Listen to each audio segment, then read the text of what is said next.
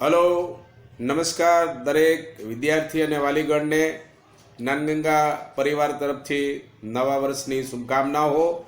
Happy new year. દોસ્તો, ફરીથી એકવાર આપણે ઓનલાઈન તરફ જઈ રહ્યા છીએ. તો ધોરણ 8 સામાજિક વિજ્ઞાન સેમ 2 અને વિડિયા નંબર 1, પાઠ પહેલો, ધાર્મિક સામાજિક જાગૃતિ. 19મી સદી આપણા ભારતીય સમાજની અંદર કેવા કુરિવાજો હતા છોકરાઓ, એની હું તમને વાત કરું. અંધશ્રદ્ધા, વહેમો, અજ્ઞાનતા, કુરિવાજો, સતી પ્રથા, આવા બધા દૂષણો છે આપણા સમાજની અંદર પેસી ગયેલા હતા. અને આપણો સમાજ છે ને એ સંકુચિત અને ટૂંકી બુદ્ધિવાળો હતો. એમાંય 19મી સદી આપણા ભારતીય સમાજની અંદર સ્ત્રીઓની સ્થિતિ છે ને એ તો ખૂબ જ દયાજનક હતી. અને આ ઉપરાંત આપણા ભારતીય સમાજની અંદર દૂધપીતી કરવાનો રિવાજ હતો, સતી પ્રથા, વિધવા વિવાહ કરવાની મનાઈ, આવા દૂષણો છે એ આપણા સમાજની અંદર પ્રવેશી ગયેલા હતા.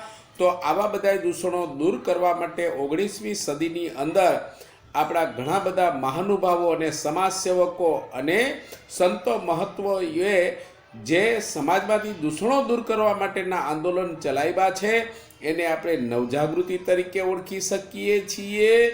અને સર્વપ્રથમ સમાજની અંદર પ્રવેશી ગયેલા દૂષણો દૂર કરવાની શરૂઆત કરેલી હતી રાજા રામમોહન રાય.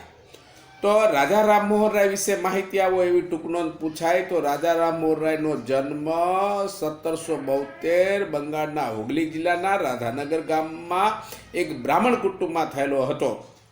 અને રાજા રામમોહન રાયના લગ્ન બાલ્યાવસ્થામાં થયેલા હતા. અને એના ભાઈનું અવસાન થતાં એને ભાભી છે એને સતી થવાનો રિવાજ આવ્યો હતો. રાજા રામમોહન રાય ખૂબ જ દુઃખી થઈ ગયા હતા. અને એના ઘરની અંદર જ સતી પ્રથાનો આ રિવાજ આવેલો હતો. સતી પ્રથા, બાળ લગ્ન, જ્ઞાતિ પ્રથા, બાળકીને દૂધ કરવાનો રિવાજ છે એનો ઉગ્ર આંદોલન સાથે રાજા રામમોહન રાયે વિરોધ કર્યો હતો. અને 1821માં બંગાળમાં સમાદ કૌમુદી અને 1822માં ફારસી ભાષામાં મિરાજ ઉલ અખબાર નામના સમાચાર પત્રો શરૂ કર્યા હતા. અને 1828માં બ્રહ્મો સમાજની સ્થાપના પણ રાજા રામમોહન રાયે કરેલી હતી. અને આ ઉપરાંત કોલકાતામાં હિન્દુ કોલેજની સ્થાપના કરી.